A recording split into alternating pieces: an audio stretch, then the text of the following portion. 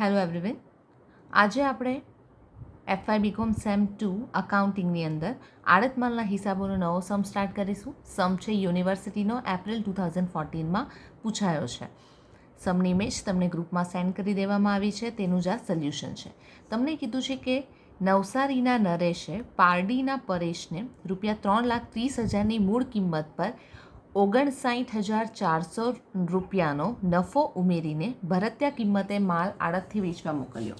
હવે દર વખતે દાખલામાં તમને પર્સન્ટેજ આપે છે કે આટલા પર્સન્ટેજ ચડાવીને ભરત્યા કિંમતે માલ મોકલેલો છે, પરંતુ આ દાખલામાં ડાયરેક્ટ તમને અમાઉન્ટ આપી દીધી છે કે આટલી મૂળ કિંમત છે, આટલો નફો છે, એ ચડાવીને ભરત્યા કિંમતે માલ આડતથી વેચવા માટે મોકલવામાં આવશે. માલ મોકલતા વખતે જે માલધણી છે નરેશ, તેને ખર્ચા થયા છે. એડવાન્સમાં આડતિયાએ લેણી હુંડી આપી છે અને એ સ્વીકારીને એણે તરત પરત કરી નાખી છે. એના પછી આડતિયાને પોતાના વેચાણ બદલ કેટલું કમિશન આપવામાં આવે છે તેની માહિતી છે. એણે કેટલા ખર્ચા ચૂકવ્યા છે, કેટલું વેચાણ કર્યું છે, કેટલું નુકસાન થયું છે, ગલખાત કેટલી પડી છે, અને લાસ્ટ પરેશે ચૂકતીના હિસાબનો ડ્રાફ્ટ મોકલી આપ્યો છે. કોને? નવસારીના નરેશને. તો ઉપરની માહિતી પરથી આડત માલનું ખાતું અને પરેશનું ખાતું તૈયાર કરો. તો આ બે ખાતા હંમેશા કોના ચોપડે તૈયાર થશે? આડત માલનું ખાતું, જેનો બિઝનેસ હશે, જેનો વેપાર હશે, તેના ખાતે આડત માલનું ખાતું તૈયાર થશે. તો એ કોનું ગણાશે? માલધણીનું. એટલે કે નવસારીના નરેશના ચોપડે બે ખાતા બનાવવાના છે, આડત માલનું ખાતું અને પરેશનું ખાતું. તો હવે આપણે સમ સ્ટાર્ટ કરીએ. તો સ્ટેપ બાય સ્ટેપ જશું. સૌથી પહેલાં તો માલ મોકલવામાં આવશે. તો આપણે કાલના સમમાં ઓલરેડી જોઈ ગયા છે કે જ્યારે માલ મોકલવામાં આવે ત્યારે તમારે એની ભરત્યા કિંમતે નોંધણી કરવાની છે. એની આમનોંધ થશે આડત માલ ખાતે ઉધાર. તો ઉધાર બાજુ આવી જશું અને અહીંયા લખશું આડત પર મોકલેલ માલ ખાતે. કઈ કિંમત અહીંયા લખાયેલી હોવી જોઈએ? ભરત્યા કિંમત. ચાલો, તો દાખલામાં ભરત્યા કિંમત નહીં પરંતુ મૂળ કિંમત આપી છે. તો આપણને ભરત્યા કિંમત શોધતા આવડે જ છે. મૂળ કિંમત પ્લસ નફો એટલે તમને શું મળી જશે? ભરત્યા કિંમત. મૂળ કિંમત તમને આપવામાં આવી છે 3,30,000. નફો તમને આપવામાં આવ્યો છે 49,400. તો ભરત્યા કિંમત આવી જશે 3,89,400. હવે આને તમારે પર્સન્ટેજમાં કન્વર્ટ કરવું હોય તો તમે કરી શકો છો, નહીં તો દર વખતે તમારે આવી રીતના પદ મૂકવા પડશે અને કેલ્ક્યુલેશન પણ વધારે થશે. તો આને પર્સન્ટેજમાં કઈ રીતના કન્વર્ટ થશે? તો દાખલામાં તમને કીધું છે કે નફો કોના પર ચડાવવામાં આવે છે? મૂળ કિંમત પર. જેના પર નફો ચડાવવાનો હોય તેને હંમેશા ધારી લેવાની 100, એટલે કે તમારી મૂળ કિંમત 100. કેટલા ટકા નફો તે તમને નથી આપ્યો, તો એ નફાની ટકાવારી શોધવી હોય. નફાની ટકાવારી કોના પર છે? મૂળ કિંમત પર છે. મૂળ કિંમત પર નફાની ટકાવારી છે. તો નફો આપણે ઉપર લખશું કેટલો આપ્યો છે? 49,400. મૂળ કિંમત પર નફાની ટકાવારી હોય તો છેદમાં મૂળ કિંમત આપશે. અને જો ભરત્યા કિંમત પર નફાની ટકાવારી હોય તો નફાના છેદમાં તમારે શું લખી દેવાની? ભરત્યા કિંમત. ગુણ્યા 100 કરશું તો એ તમારું 18% નફો આવશે. અને 100ના 18% નફો 18 જ થશે. અને આ બેનું ટોટલ કેટલું થઈ જશે? 118. તો જો પર્સન્ટેજમાં કન્વર્ટ કરવું હોય તો જેટલો પણ નફો હોય, જો મૂળ કિંમત પર આપ્યો હોય તો છેદમાં મૂળ કિંમત લેવાની, ભરત્યા કિંમત પર આપ્યો હોય તો છેદમાં ભરત્યા કિંમત લેશું. રાઈટ? તો તમને આ પર્સન્ટેજમાં પણ મળી ગયું છે. તો જો તમારે પદ મૂકવું હોય તો આ કેલ્સી પર આટલી બધી ગણતરી કરવા છતાં જો તમારે પર્સન્ટેજમાં કન્વર્ટ કરી નાખવું રહેશે તો તમને ઇઝી પડશે. બરાબર? ચાલો, તો હવે ભરત્યા કિંમત આપણે શોધી નાખી છે. તો અહીંયા મૂકી દઈશું 3,89,400. તો અહીંયા લખાઈ ગઈ આડત પર મોકલેલ માલ ખાતે. First step complete. Second step છે માલધણી ખર્ચા ચૂકવશે. તો માલધણીના ખર્ચા આપણે શોધીએ તો તમને લાસ્ટ ટુ સેકન્ડ લાઈન આપી છે કે માલ મોકલતા, ફર્સ્ટ પેરેગ્રાફમાં માલ મોકલતા નરેશે એટલે કે માલધણીએ 29,700 રૂપિયા ખર્ચા પેટે ચૂકવ્યા. જ્યારે માલધણી ખર્ચા ચૂકવે તો એના પાસેથી રોકડ જશે. તો અહીંયા રોકડ ખાતે લખાશે અને ખર્ચા ચૂકવ્યા છે કેટલાના? 29,700. બધા ખર્ચા આડત માલ ખાતે ઉધાર કરવાના છે. આડત માલ ખાતે ઉધાર તે રોકડ ખાતે જમા.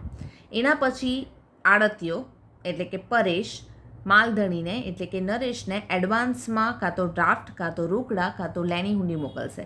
તો આપણા કેસમાં લેણી હુંડી મોકલેલી છે, તો લેણી હુંડી માલધણી પાસે આવે છે ને લેણી હુંડી આવે છે તો લેણી હુંડી ઉધાર થશે, લેણી હુંડીનું ખાતું નથી, અને મોકલે કોણ છે? પરેશ, રાઈટ. તો પરેશ ખાતે શું થઈ જશે? જમા. લેણી હુંડી ખાતે ઉધાર, તે પરેશ ખાતે જમા. તો પરેશમાં જમા બાજુ આવીને અહીંયા લખશું લેણી હુંડી ખાતે એડવાન્સમાં મૂકેલા છે. કેટલાની લેણી હુંડી છે? 74,250. બરાબર. હવે આ લેણી હુંડી નરેશ શું કરશે? બેંકમાં વટાવવા જશે. તો એના પર વટાવ આડત માલ માટે શું ગણાશે? ખર્ચો. તો અહીંયા આપણે એની ગણતરી કરીએ કે લેણી હુંડી છે 74,250 રૂપિયાની. એ નરેશ એટલે કે માલધણી બેંકમાં વટાવવા જશે, તો બેંકવાળો એને પૂરેપૂરા નાણાં નહીં આપશે, એમાંથી પોતાનું અમુક ટકા કમિશન કાપીને એટલે કે વટાવ કાપીને બાકીના નાણાં નરેશને ચૂકવવામાં આવશે. તો આમાંથી વટાવ અને બેંકની અમાઉન્ટ તમારે અલગ પાડવી પડશે. તો તમને કીધું છે કે નરેશે પરેશ પર 74,250ની 3 માસની હુંડી લખી છે, અને આ હુંડી બેંકમાં વાર્ષિક 10.18% દરે શું કરવામાં આવે છે? વટાવવામાં આવે છે. તો વટાવ તમને આપ્યો છે 10.18%. તો આમાંથી આપણે વટાવ અલગ કરી નાખીએ. 74,250 પર 10.18% લેખે વટાવ જો વાર્ષિક કીધો હોય તો, પણ તમને દાખલામાં કેટલા માસની હુંડી કીધી છે? 3 માસની. તો ગુણ્યા 3 ભાગ્યા શું થઈ જશે? 12. એટલે તમારો વટાવ આવી જશે 1890. રાઈટ. તો વટાવની નોંધ થાય. બેંકવાળા કેટલા આપે તેની કોઈ આમ નોંધ થતી નથી. તો એની કોઈ માલધણીના ચોપડે હિસાબી નોંધ થતી નથી, કારણ કે બેંકનું ખાતું આપણે બનાવ્યું નથી. આમ નોંધ કરવી હોય તો બેંક ખાતે ઉધાર, આમાંથી આ માઇનસ કરીને અહીંયા જેટલી અમાઉન્ટ આવશે તે બેંક ખાતે ઉધાર.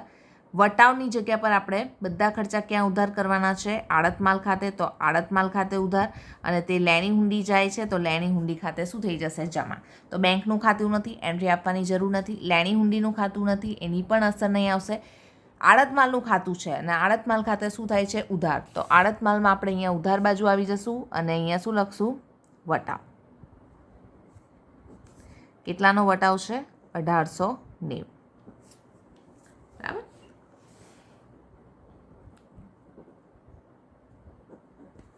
ચાલો, એના પછી એડવાન્સવાળું ઓવર. એના પછી આડતીઓ ખર્ચા ચૂકવશે.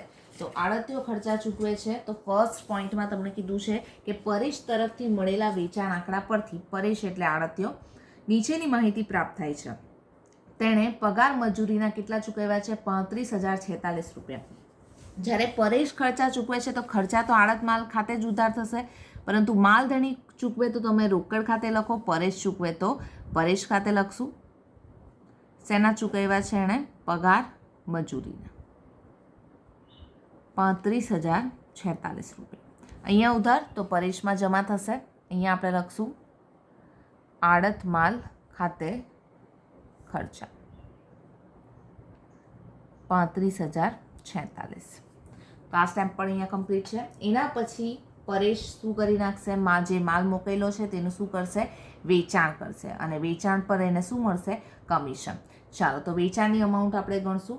હવે આખું વેચાણનું કેલ્ક્યુલેશન તમારે આની અંદર જ કરવું હોય જમા સાઈડ તો પણ ચાલશે, અલગથી ગણતરીમાં બતાવો તો પણ ચાલશે. તો અહીંયા આપણે લખી દઈએ આડત્યા પરેશ દ્વારા વેચાણ. ચાલો, તો પોઈન્ટમાં છે વેચાણનો સેકન્ડ પોઈન્ટ છે 20% માલ પર 10% નફો ચડાવીને રોકડ વેચાણ કર્યું. કેટલો માલ મોકલવામાં આવ્યો છે? આપણે હમણાં જ જોયું છે કેટલાનો માલ મોકલેલો છે? 3,89,400. આટલો માલ મોકલવામાં આવ્યો છે 3,89,400. એમાંથી સૌથી પહેલાં તો કયું વેચાણ થયું છે? રોકડ વેચાણ થયું છે. 20% માલ પર 10% નફો ચડાવીને રોકડ વેચાણ. આ જે માલ મોકલેલો છે તેનામાંથી કેટલા ટકા માલ? 20% માલ લેવાનો છે જેનું રોકડ વેચાણ થયું છે. તો 3,89,400ના 20% કરશું તો એ આવશે 77,880. એના પર 10% શું ચડાવવાનો છે? નફો. તો નફો આવશે 7,700 88 તો કેટલામાં માલનું વેચાણ થયું હશે? 85,668. તો આ છે તમારું રોકડ વેચાણ. જેટલો માલ મૂકેલો છે તેમાંથી 20% માલ પર 10% નફો ચડાવીને માલનું શું થયું છે? રોકડ વેચાણ. તો આ રોકડ વેચાણની અમાઉન્ટ આવી ગઈ. સેકન્ડમાં છે આપણે, સેકન્ડમાં શું કીધું છે? 55% માલ પર 20% નફો ચડાવીને ઉધાર વેચાણ. તો આમાંથી ઉધાર વેચાણ કરવામાં આવ્યું છે કેટલા માલનું? 55% માલનું ઉધાર વેચાણ કરવામાં આવ્યું છે. તો 3,89,400ના 55% કરશું તો કેટલા આવશે? 2,14,170. તો 55% માલનું 20% નફો ચડાવીને શું થયું છે? ઉધાર વેચાણ. તો 20% નફો કરશું, 2,14,170 ના 20% નફો કરશું તો એ આવશે 42,834. બંનેનું ટોટલ કરી નાખ. ટોટલ આવી જશે 2,57,004 રૂપિયા. ઉધાર વેચાણનો પોઈન્ટ અહીંયા કમ્પ્લીટ થાય છે. એના પછી તમને કીધું છે પોઈન્ટ નંબર 3માં કે ઉધાર માલ વેચાણ પૈકી આટલા જેટલા માલનું ઉધાર વેચાણ થયું છે તે પૈકી 10% માલ નરેશની ભલામણથી એટલે કે માલધણીની ભલામણથી ઉધાર વેચાણ કોને કરી આપે છે? રામુને. ઉધાર વેચાણ કરશે આટલાનું, બદલામાં આડતિયાને પરેશને આસામી આડત મળશે, પરંતુ આમાંથી 10% વેચાણ એવું છે જે માલધણીની ભલામણથી થયું છે. તો ઉધાર વેચાણ કેટલું છે? 2,57,004 રૂપિયા. એમાંથી 10% માલનું વેચાણ એટલે કે 25,700 રૂપિયાનું વેચાણ માલધણીની ભલામણથી થયું છે. એટલે આમાં જો કોઈ પણ ગાલખાત પડે તો એના માટે આડત્યો જવાબદાર છે, પરંતુ આ માલધણીની ભલામણથી જેણે ઉધાર વેચાણ કર્યું છે એના માટે કોઈ નુકસાન થયું તો એના માટે પરેશ જવાબદાર રહેતો નથી. તો આ 3 પ્રકારના વેચાણ લખી દીધા છે આપણે. તો હવે વેચાણની એન્ટ્રી કરશું. વેચાણ કોણ કરશે? પરેશ. અને વેચાણ આડત માલ ખાતે શું થઈ જશે? જમા. તો પરેશમાં ઉધાર બાજુ આવીને લખશું આડત માલ ખાતે.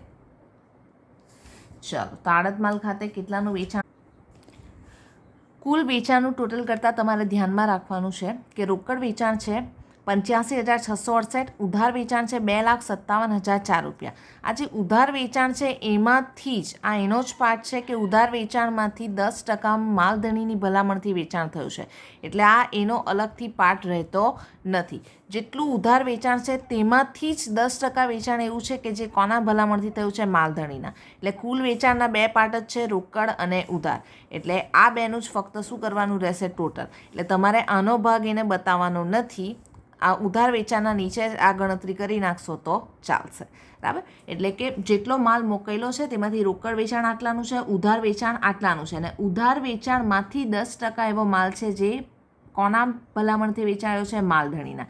એટલે આનો જ પાર્ટ છે. આની વર્કિંગ નીચે કરશો તો પણ ચાલશે, અથવા આ નહીં બતાવશો તો પણ ચાલશે. બરાબર? તો આની વર્કિંગ આના નીચે કરી દેજો. તો આ બેનું ટોટલ કરી નાખીએ આપણે. તો એ ટોટલ આવી જશે 3,42,672. રાઈટ? આ ઉધાર વેચાણનો પાર્ટ છે. વન્સ અગેન આ કોનો પાર્ટ છે? ઉધાર વેચાણનો. એટલે 2 જ પ્રકારના વેચાણનું ટોટલ થશે. અહીંયા લખશું 3,42,672. અહીંયા ઉધાર તો આડત માલ ખાતે જમા. જમા બાજુ આવીને અહીં લખશું આડતિયા પરેશ ખાતે.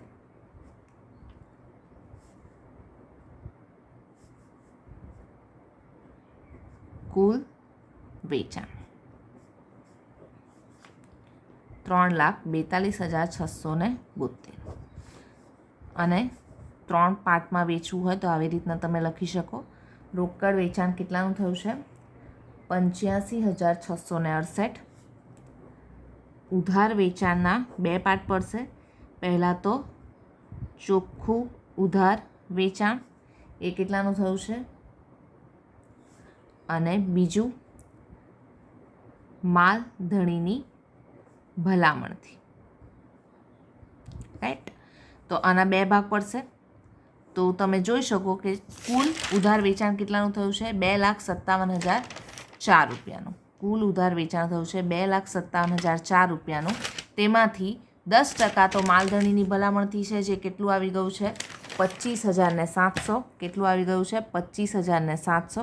કુલ ઉધાર વેચાણ 2,57,004 રૂપિયાનું થયું છે. તેમાંથી કુલ ઉધાર વેચાણ થયું છે 2,57,004 રૂપિયાનું. એમાંથી 10% વેચાણ તો માલધણીની ભલામણથી થયું છે, જે આવી ગયું છે 25,700. તો આમાંથી આ માઇનસ કરી નાખીએ તો બાકીનું ચોખ્ખું ઉધાર વેચાણ તમને મળી જશે 2,31,304. બરાબર. તો આ ટોટલ આ રીતના થયું છે 3,42,672. રાઈટ. એટલે ઉધાર વેચાણનો જે એક પાર્ટ છે તે સમજાવવા માટે તમને અહીંયા અલગથી વર્કિંગ કરીને બતાવ્યું છે. ચાલો, તો વેચાણનું પણ અહીંયા કમ્પ્લીટ થઈ જાય છે. એના પછી માલ વેચ્યો છે તો બદલામાં એને શું મળશે? આસામી આડત. તો આપણે આસામી આડત આપવી પડશે માલધણીએ, એટલે માલધણી માટે શું ગણાશે? ખર્ચો. અને કોને આપવી પડશે? આડતિયાને, એટલે કે પરેશને. તો અહીંયા આપણે લખશું પરેશ ખાતે. 2 પ્રકારની આડત છે, એક તો સાદી આડત અને બીજી આસામી આડત. સાદી આડત શેના પર મળશે? કુલ વેચાણ પર. અને કુલ વેચાણનું ટોટલ આપણે અહીંયા કર્યું છે, કેટલું છે?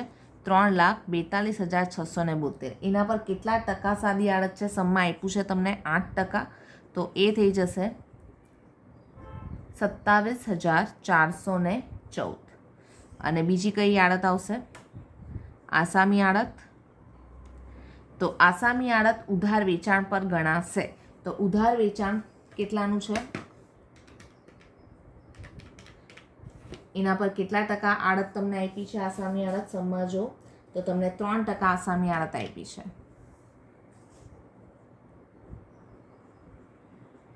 હવે ઉધાર વેચાણ લેતી વખતે ખાસ ધ્યાન એ રાખવાનું છે કે માલધણીની ભલામણથી જો આડતિયાએ ઉધાર વેચાણ કર્યું હોય તો માલધણીનું રિસ્ક ગણાશે, માલધણીનું જોખમ ગણાશે. આમાં આડતિયાને કોઈ લેવા દેવા નથી. તો એને કોઈ લેવા દેવા નથી, તો જેટલું એણે માલધણીની ભલામણથી ઉધાર વેચાણ કર્યું છે તો બદલામાં એને એના પર આસામી આડત મળવાની નથી. એણે જે રિસ્ક લીધું છે ઉધાર વેચાણનું, તો ચોખ્ખું ઉધાર વેચાણ ફક્ત કેટલા રૂપિયાનું એણે કર્યું છે? 2,31,304. એના પર જ એને કેટલા ટકા આસામી આડત આપવામાં આવશે? 3%. એટલે માલધણીની ભલામણથી થયેલા વેચાણ પર આડતિયાને આસામી આડત મળતી નથી, કારણ કે આમાં જોખમ માલધણીનું છે. જેટલું ઉધાર વેચાણ આડતિયાએ કર્યું હશે, જેટલું જોખમ લીધું હશે, તેના પર જ એને આસામી આડત આપવામાં આવશે. એટલે કેટલી અમાઉન્ટ પર આપવામાં આવશે? 2,31,304. તો આસામી આડત આવી જશે, પોઈન્ટમાં આવે છે 6,939. આ બેનું ટોટલ કરી નાખશું તો એ બહાર આવશે ટોટલ આડત 34,353. અહીંયા ઉધાર તો આડતિયામાં જમા. અહીંયા લખશું આડત માલ ખાતે. આડત 34,353. તો આડત પણ અહીંયા પતી જાય છે.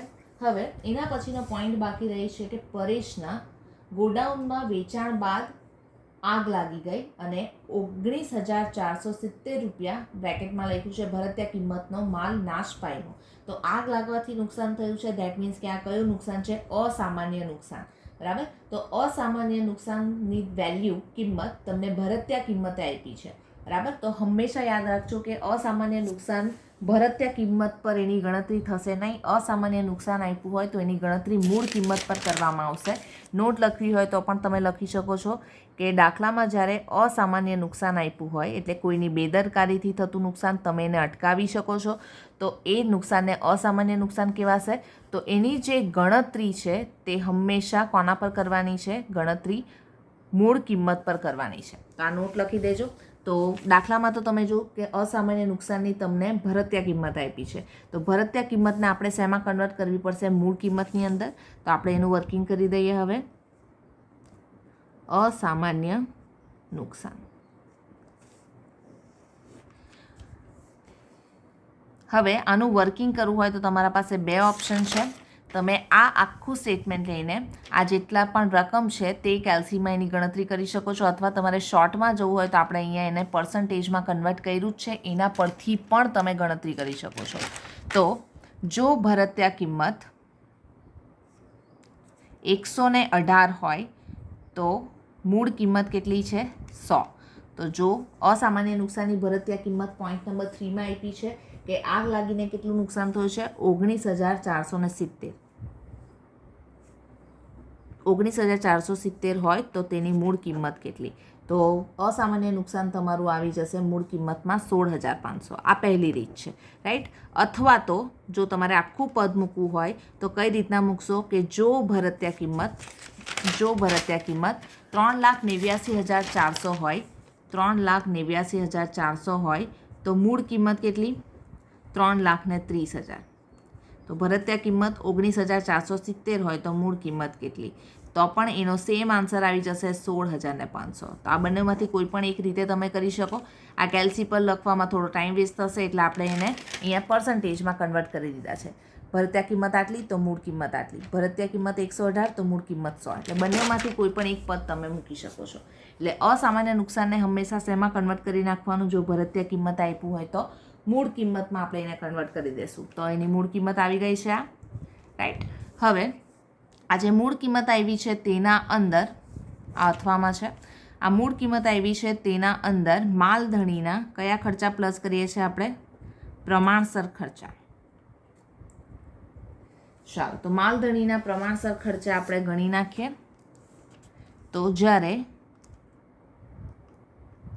માલ મોકલવામાં આવે ત્યારે કેટલાનો માલ છે? 3,30,000નો માલ મોકલવામાં આવે છે અને એનું વર્કિંગ શેના પર કરવાનું છે? હંમેશા મૂળ કિંમત પર વર્કિંગ કરવાનું છે. આ ભરતીય કિંમત આપી છે મોકલેલ માલની, અહીંયા મૂળ કિંમત લખી છે 3,30,000. અસામાન્ય નુકસાન આવે એટલે બધું વર્કિંગ તમારે મૂળ કિંમત પર કરવાનું છે. જો મોકલેલ માલ 3,30,000નો હોય તો માલધણીએ કેટલાના ખર્ચા કર્યા છે તે તમને સમમાં આપ્યું જ છે. કેટલાના ખર્ચા કર્યા છે? 29,700 રૂપિયાના ખર્ચા કર્યા છે. તો 16,500 કેટલા? રાઈટ. આ પણ મૂળ કિંમત છે મોકલેલ માલની અને 16,500 પણ મોકલેલ માલની કઈ કિંમત છે? મૂળ કિંમત. જો ભરતીય કિંમત લેવી હોય તો તમે 3,89,400 આટલાનો ખર્ચો, તો અહીંયા પણ 29,470 કેટલા? એટલે બંને વસ્તુ સરખી હોવી જોઈએ. મૂળ કિંમત લેવું તો નીચે મૂળ કિંમત જ આવી જોઈએ. તો અહીંયા આવશે માલધણીના પ્રમાણસર ખર્ચા 1,485. બરાબર. તો માલધણીના ખર્ચા આપણે અહીંયા લખી દીધા. હવે એની અંદર કોના ખર્ચા પ્લસ કરશું? લાસ્ટ આડતિયાના બિન આવર્તક ખર્ચા. ચાલો, તો એનું પદ મૂકશું કે જ્યારે 3,30,000 રૂપિયાનો માલ મોકલવામાં આવે ત્યારે આડતીઓ કેટલાનો ખર્ચો કરે છે? પગાર અને મજૂરીનો ખર્ચો કરે છે. અહીંયા આપણે જોઈ ગયા છે 35,046 રૂપિયાનો. તો 16,500 કેટલો? તો એના ખર્ચા આવી જશે તમારા 1,752 રૂપિયા. તો આપણે બધાનું ટોટલ કરી નાખશું. આ બે વાર કોઈ 16,500 નહીં લઈએ, આ બે અલગ અલગ મેથડ બતાવી છે તમને. 16,500 પ્લસ 14,85 પ્લસ 17,52, તો એનું ટોટલ આવી જશે 19,737. આટલું થયું છે કુલ અસામાન્ય નુકસાન. જો પૂરેપૂરું નુકસાન થયું હોય તો એની એન્ટ્રી આપી દઈશું, નહીં તો આપણા સમમાં શું છે? વીમા કંપનીએ દાવાની રકમનો 90% દાવો મંજૂર કર્યો. એટલે આટલું ભલે નુકસાન થયું છે તેમાંથી 90% તો તમને કોણ આપી દે છે? વીમા કંપની આપી દે છે. તો એને આપણે 90% કરી નાખશું તો એ કેટલા આવશે? 17,763 રૂપિયા. તો બાકીનું જે 10% બચશે 90 ને 10 100, તો એટલું તમને ખરેખર નુકસાન થયેલું ગણાશે, જે કેટલું આવશે? 1,974.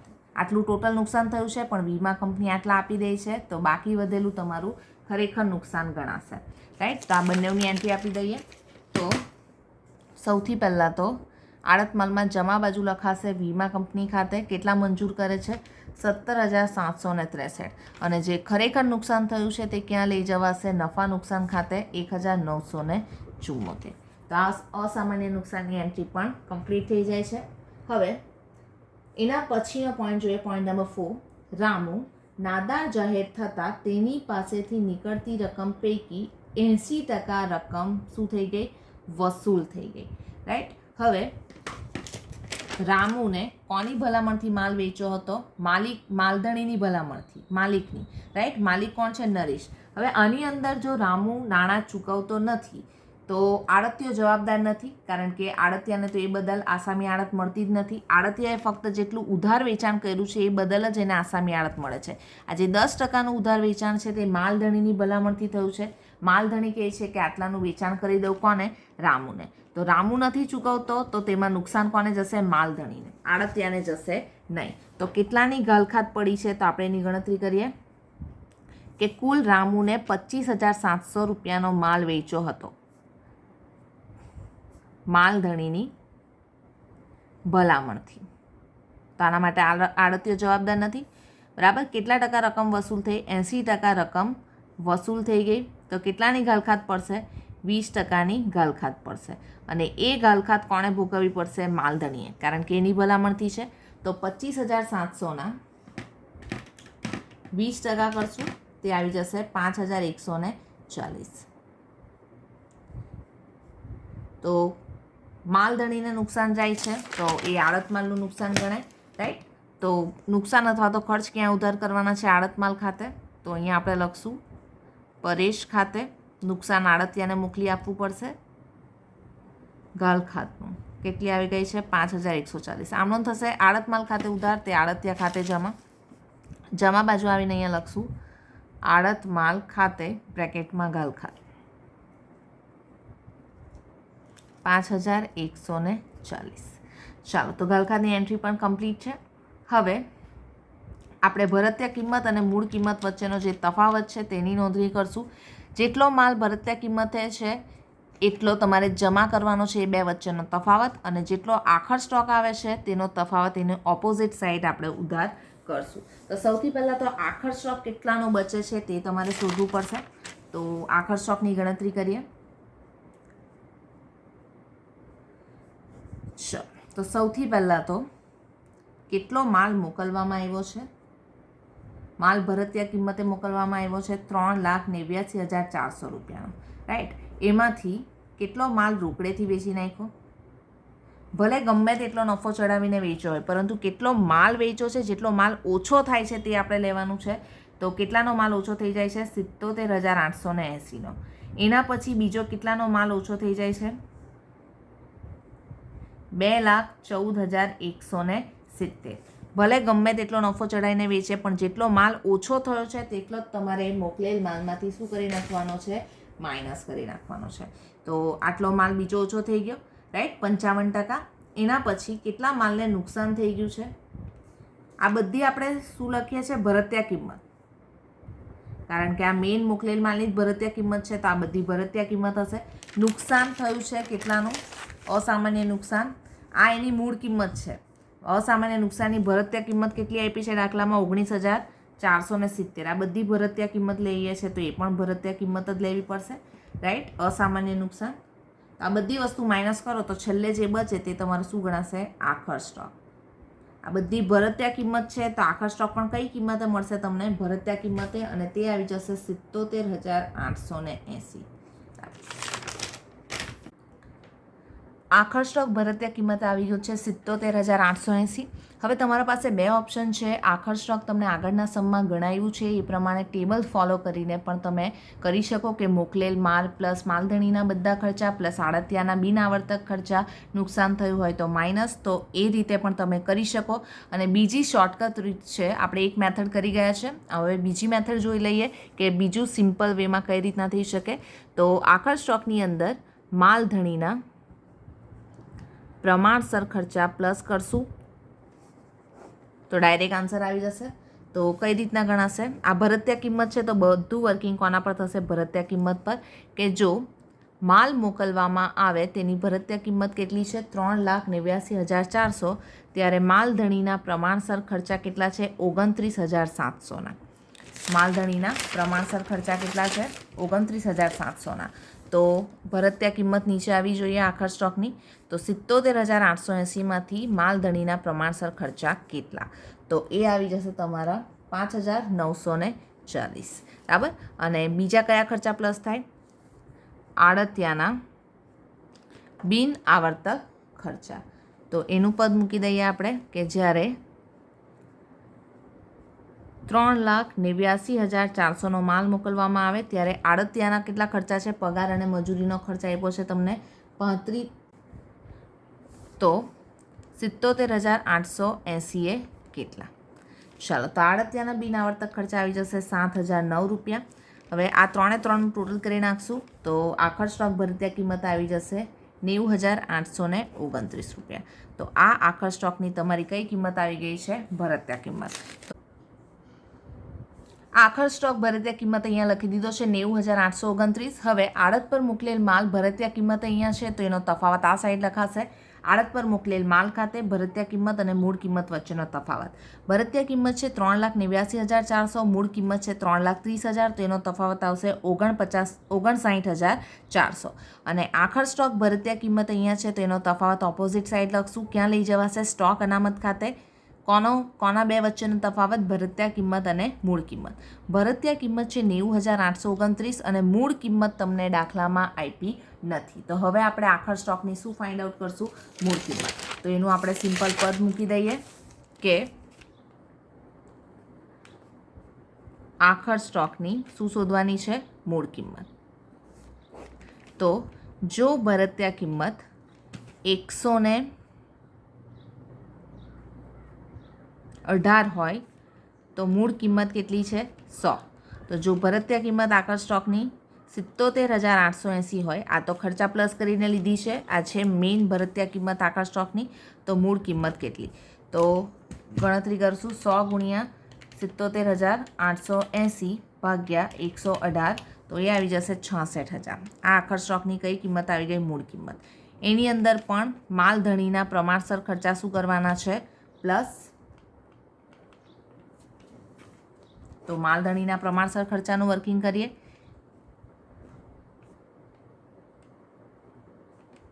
સેમ જ આવશે ઉપરના, પણ તમને એકવાર બતાવી દઉં છું. આ મૂળ કિંમત પર વર્કિંગ થાય છે, તો ગણતરી પણ શેના પર થશે? મૂળ કિંમત પર. તો મોકલેલ માલ આ ભરતીય કિંમતે છે. મોકલેલ માલની મૂળ કિંમત 3,30,000 રૂપિયા છે. તો ખર્ચા કેટલાના થાય છે? 29,700 રૂપિયાના ખર્ચા થાય છે. બરાબર. તો મોકલેલ માલ આટલો, તો ખર્ચા આટલા. તો હવે મોકલેલ માલની મૂળ કિંમત કેટલી છે? 66,000. તો 66,000 કેટલા? તો પણ એ એટલા જ આવશે. કેટલા? 5,940. એટલે સેમ મૂકી દેવું, વર્કિંગ કરવાની પણ જરૂર નથી. સેકન્ડ, બીજા આવશે તમારા અહીંયા આડતિયાના પ્રમાણસર ખર્ચા. તો એનું વર્કિંગ પણ મૂળ કિંમત પર કરશું કે જો મોકલેલ માલ 3,30,000નો હોય તો આડતિયાના ખર્ચા છે 35,046 રૂપિયા. તો 66,000 કેટલા? તો આ પણ એ સેમ જ આવશે તમારા 7,009. આ ત્રણે ત્રણનું શું કરી નાખશું? ટોટલ. તો આખર સ્ટોકની તમને મૂળ કિંમત મળી જશે